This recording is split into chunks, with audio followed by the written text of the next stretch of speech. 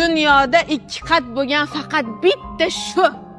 Kamqonman, homilamga ta'sir qiladi deb eriga 4 yillik gumma olib keltiribdi. O'g'lim oldiga olib kirib ketayotganida shartta olib qo'ydim.